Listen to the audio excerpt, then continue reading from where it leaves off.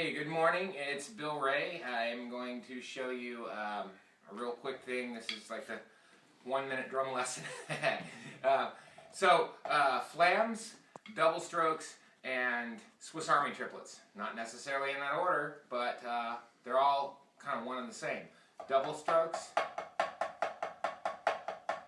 we have here. You start to swing them right, left, right, left, right, left, right. So you get a little bounce like that. Tighten that bounce up. Oh, look, you're playing flams.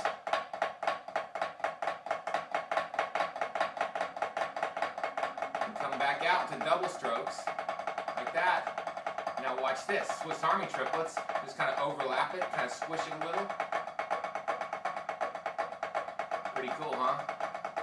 So there's Swiss Army Triplets, double strokes, flams. Swiss Army Triplets, double strokes, flams. Just like that.